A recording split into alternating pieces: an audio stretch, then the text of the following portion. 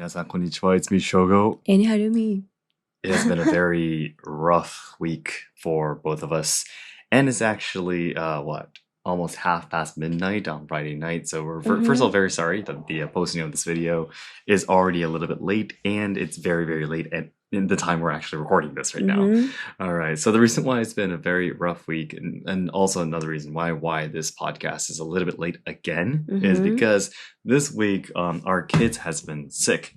Yeah, our kids have been sick. Also, we have been feeling not so good. Yeah, especially this week. It's the changes of the seasons. You know, it's right now it's kind of changing from summer to autumn, and the temperature is really unstable. Sometimes it's a little bit cooler, sometimes still very hot, and all that kind of stuff. And yeah, it seems a lot of these colds and flu and all that kind of stuff is rampaging everywhere. It seems not even just in Kyoto, but all in Japan and overseas even too. You know? So Zen has been sick for almost like 5 days, I think. He's finally feeling better now. Yeah. But now our second daughter is very, very sick. It seems she's sleeping right next to where we're recording right now, so we could check on her. Yeah, she has a very high fever. Zen had some really similar symptoms. So I'm sure she'll be able to recover in the same way. Yeah, so by the way, it wasn't the flu or it wasn't COVID. It was nothing like, let's just say, so serious. It seems probably just like a seasonal cold. Yeah. And I actually posted a Instagram story about that, and a lot of people replied like, "Oh my gosh, thank you so much. Zen, I got are you okay?" And all many that kind of replies stuff. too. Yeah. I mean, it happens all. If you ever had kids before, if you ever had kids now, I'm sure you would understand. But they do this all the time. So this it's happens. not something super special, unique or anything. But still, it's been a little bit rough, especially because when our kids have to be home, our schedules are very limited. You know, the time we can work or the time we can be somewhere, is going to be very limited. Especially because we have to go and pick them up from, daycare or preschool or wherever, and sometimes we're still working and we have to cancel our plans and go and pick them up and all that kind of stuff. So, and when, you have plans inside your head, but when it doesn't go as planned, it's very, very, it's a bit frustrating sometimes. I mean, of course, our kids are our priority, but at the same time, though, we need to work in order to protect them. So, but anyways, I think Harumi and I are doing a little bit better than the past few days. I think at least I'm doing a lot better. Day before yesterday, maybe yesterday morning, I was like, oh my gosh, I can't believe I'm waking up like this. But I'm feeling a lot better now, and no fever or anything. Yeah, just mild. What should I say? Feeling a little bit, my body feeling a little bit heavier than usual, kind of thing. But that's just it. So I'm great. Yeah, that's right. That's right. So by the way, the video you're looking at right now is our home in Fukuoka. This is our home right here. I can't remember anything about this video. Where is it? Harumi does not have her glasses on, and I did not tell her which video we're going to be watching today. So. I see the Kaisendon one? Yeah. This is our home in Fukuoka. So we always come home to this place. For our Fukuoka. home. Exactly. No. H-O-M-E. H-O-M-E. Home. Not the place where Harumi's my mother-in-law lives, but this is our home. This is our home. But seriously, I think I talked about this before to you guys before, but kaisendon. Kaisendon are the seafood bowls. Yeah, kaisen is seafood, and don are the bowls. Gyudon, and all that kind of stuff. But this is the restaurant that my father-in-law loves too, by the way. Izakaya, I guess you should say. They do lunch as well, and we're actually at lunch. So it's very rare not to see us, to see us not wearing a kimono. But the reason is because this was a timing when we were back home in Fukuoka, quite a long time ago, actually. Because I was summer. Yeah, I think so. At some point.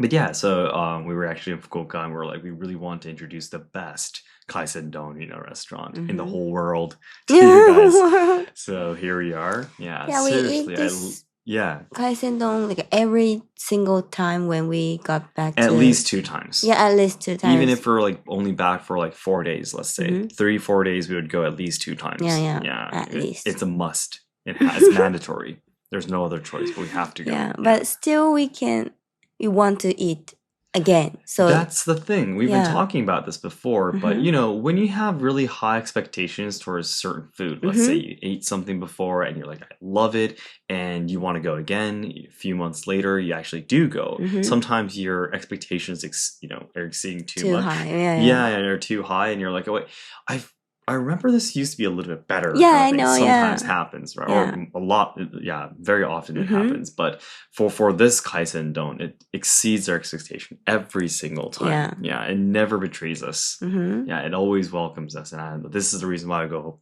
back to Fukuoka. Yeah. And this is the reason why I would love to have my own dojo in Fukuoka in the future someday too. Yeah, so I could have the kaisen. I need to find a dojo that's really close to this restaurant, so I can go here and have lunch, basically. Yeah, that's the reason why I want to have a dojo in Fukuoka too. Yeah, so now I have a very good reason to go over there as well. So, guys, seriously, Fukuoka is a beautiful city.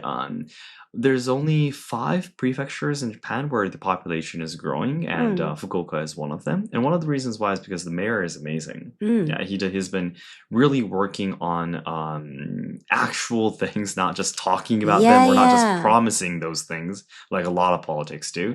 But he's actually been working on making people's lives a lot better. The examples. The plastic bags that you can receive at convenience stores and supermarkets. They're actually now, if you ever been to Japan recently, you would know, but you have to pay extra money for plastic bags and such, and that was for the environment, so people would prepare their own bags and all that kind of stuff. But what the mayor in Fukuoka did is that they would provide the same plastic bags, but you can actually use that to take out the trash. Yeah, because in Japan, you need to have certain bags sold by the city, usually, or the prefecture to take out the trash, because otherwise, maybe some, random person, out of the streets just threw their trash there, and they can't take that, right? Because they have not been paying taxes, all that kind of stuff. But now that in Fukuoka, the plastic bags you get at supermarkets or convenience stores, when you buy something, you literally use that to take out the trash. It's so convenient, right? You're not wasting anything. You could get a bag, when you go shopping. Why you can also everybody use that do this? I have no clue. Yeah. And one more thing about this trash thing. That in Fukuoka, we threw our trash at night. Yeah.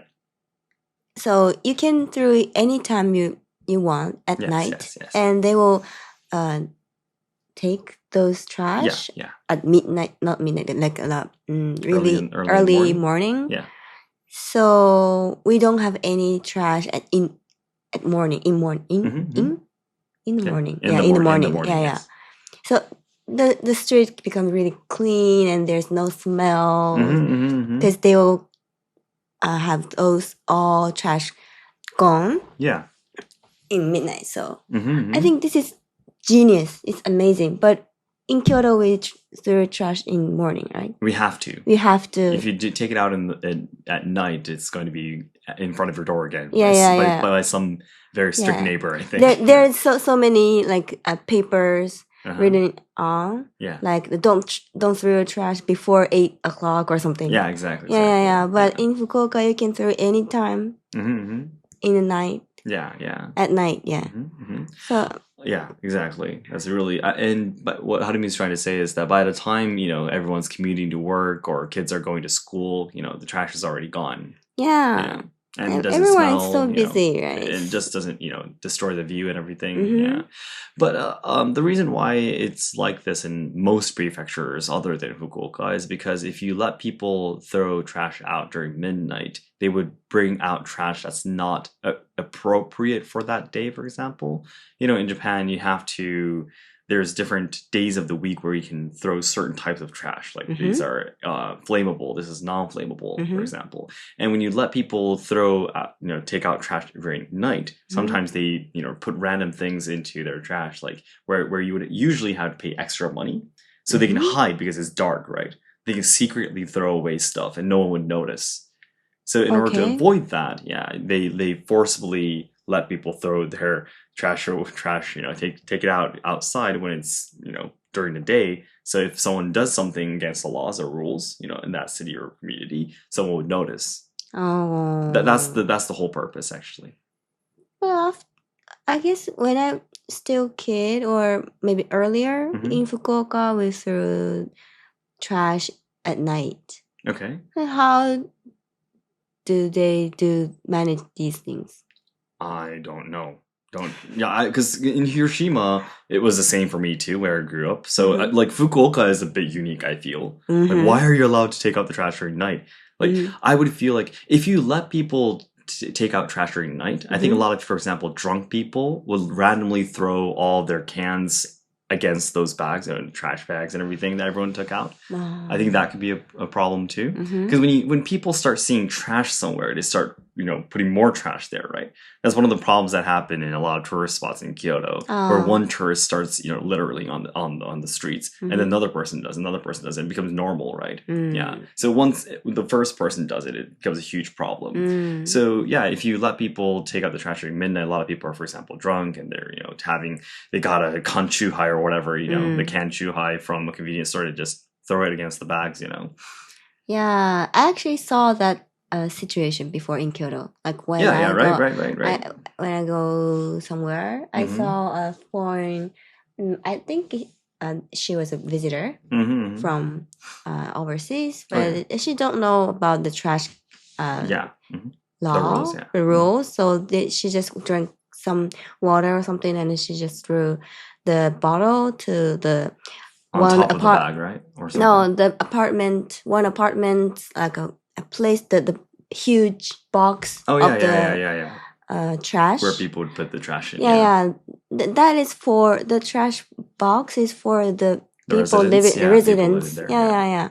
And you need those like specific bag. But she just threw it inside. Literally, right?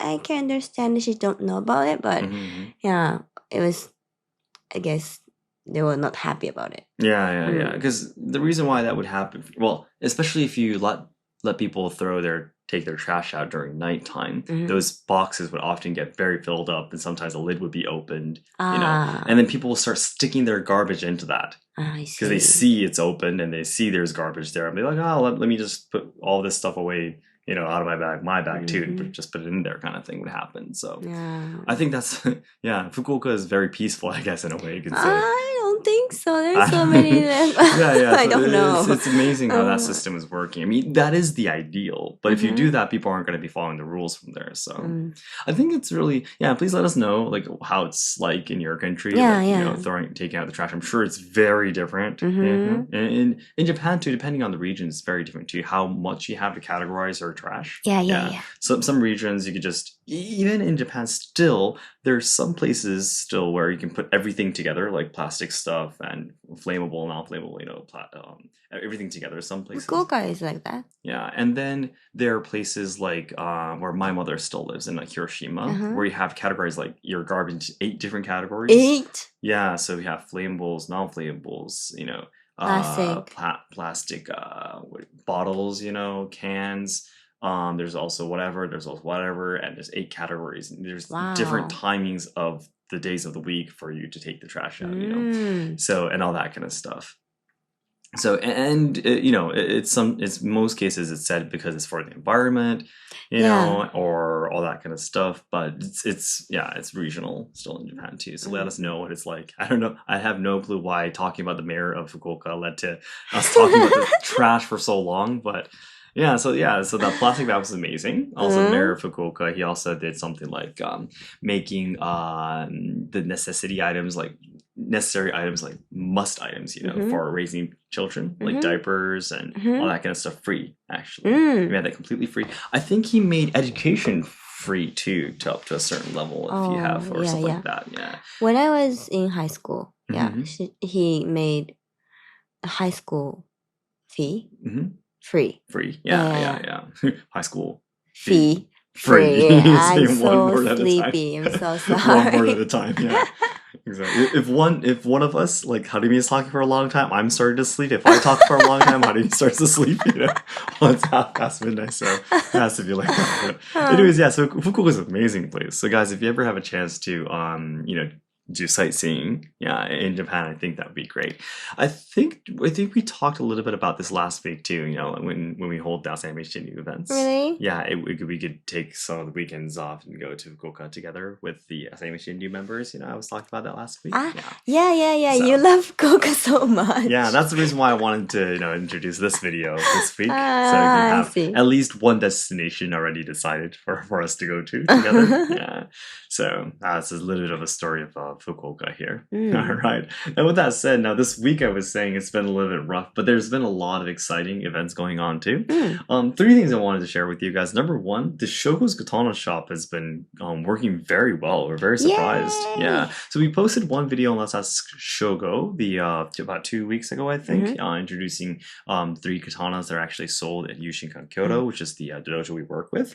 And Harumi's, it's been making the website for us, right? Shogo's Katana shop. And if you go there, you can take a look at this form. You can sign up. Okay, I want this katana this length, all this information, and then we'll be able to we actually have a perfect katana for you. And we send pictures and all the information, and then the other person will be like, well, I love that katana. Would like to have that, or sometimes they're just 80% they don't reply. And then 20% they would be like, oh, I love that one. 10% would be like, is there another option? Or can it be cheaper? Kind of negotiation kind of stuff happens. But yeah, so anyways, with that said, ever since we updated Shogo's Katana Shop to a website where you can send a form and start communicating with me, we actually sold 3 katanas already. Yay! Yeah, so this this theory that I had of, again, people wanting to have real katanas, but don't know who to ask or who to trust was correct, basically. It wasn't just a theory, it was actually correct.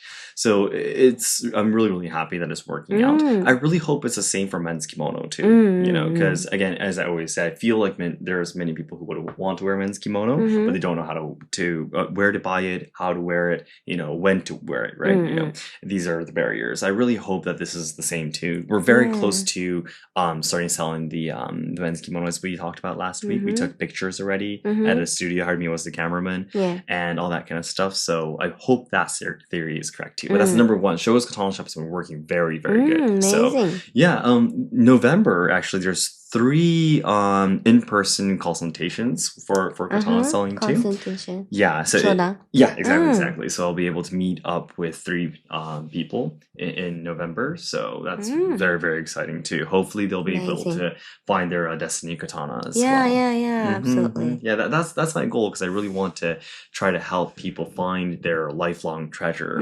Maybe even longer than their own life. Maybe it could be for their children or for their other family members and stuff like that too. But yeah, it's a huge thing for everyone. So yeah.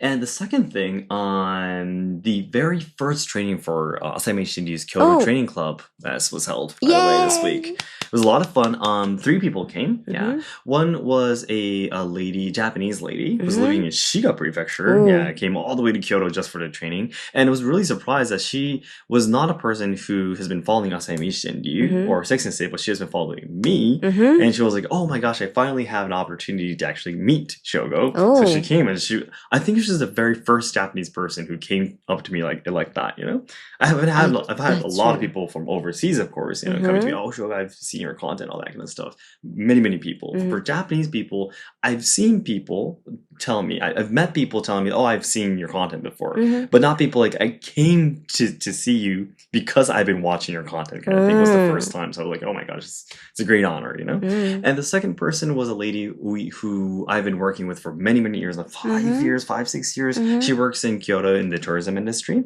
Yeah. So, and she actually used to train in the same Yaido dojo as me. So before I trained with Six Sensei, I trained with a different sensei. Yeah. And we used to belong to the same dojo. Yeah. We actually never met in the dojo before. So I think I joined the dojo right after she quit, maybe. Or something like that. And she's been looking for a place to train, with katanas for a very long time. So she was super excited. Oh my gosh, Shogo's finally starting, these training sessions. I would love to join. She was very, very excited, and even during training too.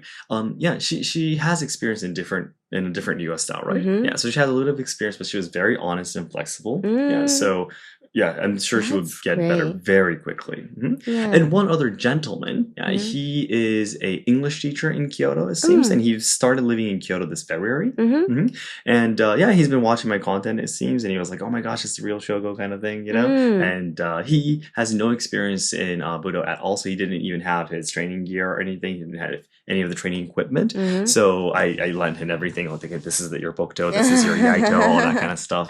And so the three of them were working very hard. We filmed the whole training and I shared it with the senseis and the community. And they were like, oh my gosh, it was so much fun. After the training, they even give me like some individual messages, texts saying that was great. I'm so looking forward to. And the Japanese lady actually gave me a text today saying that she went to Tosanto just to get her Yaito. Wow. So that's how serious she is. I actually lent my Yaito to her a couple of days ago, the first training, but she was like, okay, I need my own Yaito now. So that's how excited she is. Because she came to work to Kyoto. Came to Kyoto for work today. So in Kansai region, I think it's really normal to come to Kyoto from a different prefecture. It's just like in Kanto, right? If you want to go to Tokyo, you could be from Ibaraki, you could be from Kanagawa, from Saitama. It's quite well. It does take a lot, like at least about an hour in most cases, depending on where you are. But it's definitely not that special. But still taking about an hour or so to get over to a training that lasts only 2 hours, I feel is amazing though. So that's true. And speaking of the Asayama Ichiden Ryu Kyoto Training Club, there's something I really want to talk to you guys about, but this information is still completely secret. So maybe next week we'll be able to talk about this. But something I can let you know that something very, very, very, very, very exciting is happening. It's a huge change, but very, very positive change. And I have been shaking with excitement these couple of days as we are taking care of our 6 kids and everything. But it's been great. And the video itself is running out of time, so we have to get going soon. But the third thing is that just today, actually, I had my No Theater rehearsal. So next month, I have this huge performance. It's actually going to be at the Ryuha's theater. So my Ryuha is Kongo Ryu, and Kongo Ryu has its own private theater. Private theater is the theater it owns. The Ryuha itself owns Kongo no Gakudo in Kyoto, because it's the only Ryuha style of no theater that has its headquarters in Kyoto.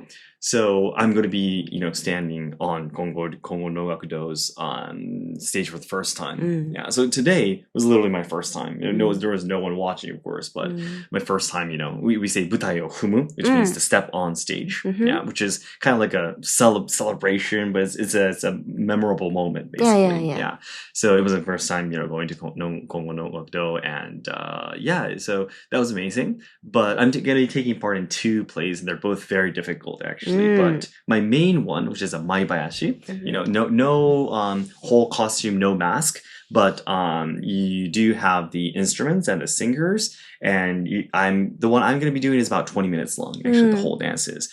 And for the first time in my no theater training experience, or not career, but my whole time of training, I made a huge mistake at the end of the part of the dancing, and it was, I don't know, I wasn't so nervous, but I guess, they talked about the very exciting thing I was talking about earlier has been kind of what making me what should I say, not in my shoes kind of thing, my feet I feel like I'm a little floating, my heart is a little bit floating, kind of thing, So that could be one thing too. I don't want to be saying any should I say excuses, but I definitely simply need more training. But I made a mistake at the last part, because I made some very minor mistakes in between too many times that I started to get a little bit, not panic, but lack of concentration, I guess, And I was supposed to turn to the left, turn to the right, but I accidentally turned to the left, which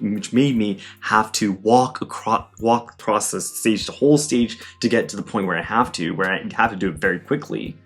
So I should basically draw a small circle as I turn around and come to the center of the stage, but I drew a very big circle, so I couldn't make it on time to get back to the center, kind of thing, But so that was really, really It was really important, huge experience for me.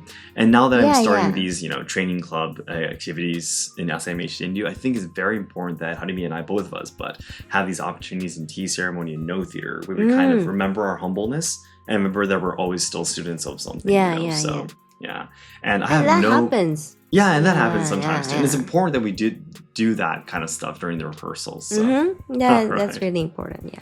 And I have no clue what we were laughing at during this meal. We were like laughing our heads off just earlier. I forgot what it was, but you can see how much Harumi and I enjoy our time together. See, we're like laughing our heads off for some reason.